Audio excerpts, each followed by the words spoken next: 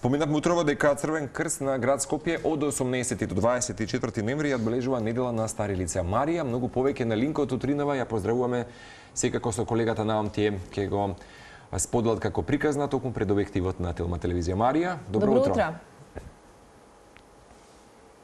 Добро утро и до вас, колеги. Токму така, започнувајќи од вчера, 18 ноември, Црвениот крст започна да одбележува неделата за грижа на стари лица преку безброј активности, односно преку социјалната услуга Дневен центар за дневен престој за стари лица за активно старење. Малку е долг насловот, па затоа погрешив, но како и да е, многу добро знаете за каков центар станува збор со оглед на тоа дека често пати сме имале токму одовде вклучување на лице место. Ово утро нешто повеќе за овие активности кои што се спроведуваат токму по повод оваа недела за грижа на стари лица ќе слушнеме од мојата денешна гостинка Симона Неделковска-Ивановска. Добро утро и добре дојдовте во нашата утринска емисија. Добро утро, благодарам за иницијативата и што вака будно не следите.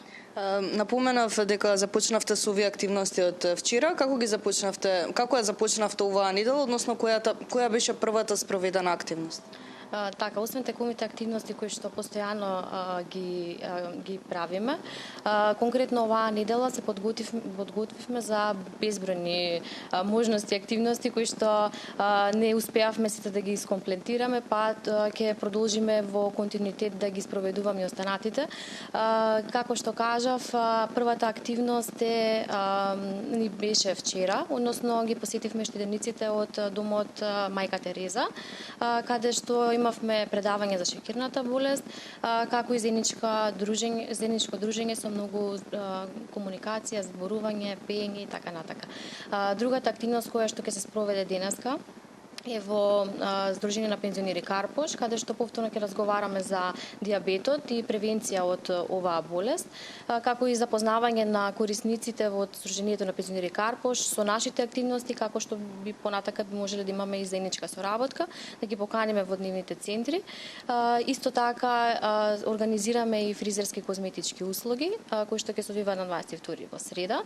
Ги поканувам сите лица во трето доба да ги посетат дневните центри од 9 до 11:30 часот, да учествуваат на оваа активност, која што ни е во соработка со основното училиште, средното училиште Димитар Влахов. Учениците ќе направат, ќе успеат да ги разубават нашите корисници. Исто така овде ќе имаме и поддршка од Малена Козметик. Понатака имаме хуманитарен базар кој што ќе се одвива на 21 во Веро Џамбо од 9 до 15 часот. Сите кои што можат ги поканувам исто да го посетат нашиот штанд, да ги видат нашите рачни изработки од корисниците и да си купат по символична цена. Во петок ќе имаме информативни пунктови каде што ќе имаме бесплатно мерење на шеќер во крвта и притисок на 3 локации во Скопје, на постојка Зелено пазарче, во Буњаковец, извинете, и на плошта Царе. Напоменавте за хуманитарниот базар, каде што ќе се продаваат рачни изработки од корисниците, но може да забележиме и пред нас едни рачни изработки од самите корисници кои што се дел од центарот. Колку корисници брои вашата база имено? Нашата база е повеќе од 2000 корисници кои што се активни во дневниот центар. Конкретно на сите работилници се вклучуваат оние кои што највеќе умеат или сакаат да учествуваат во одредените работилници. Дали е креативна, сликарска работилници, така натака. Имено во една работилница имаме околу 12 корисници кои што доаѓаат. Колку центри имате на територија на градот? Имаме 3 дневни центри. Едниот центар е во просториите на Даре Џамбас. Вториот дневен центар е во општинската организација Чаир и третиот центар ни е во Сарај, во склоп на училиштето Дитурија. При самиот крај сакам да прашам и кои се одлики треба да ги имаат старите лица за да бидат дел од ваквиот центар, односно што е потребно? Потребно е само да има желба. Секој лице во трето доба над 65 години слободно може да дојде во некој од трите дневни центри, да се приклучи, да ги види активностите кои што ние ги правиме. Ви благодарам многу за одвоеното време и за можноста да кажеме нешто повеќе за активностите кои што се спроведуваат по повод оваа недела.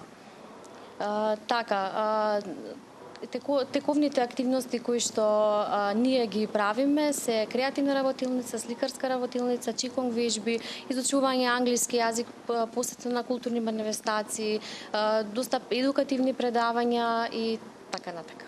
Од сепа нешто ви благодарам уште еднаш. Се надевам дека со внимание наслушавте и верувам дека многумина ги заинтересира токму оваа тема, односно активностите кои што се спроведуваат по повод недела за грижа на стари лица и активности кои што се спроведуваат од страна на тимот на Црвениот крст. Овие активности започнаа да се спроведуваат од вчера и ќе се спроведуваат се до 24 овој месец.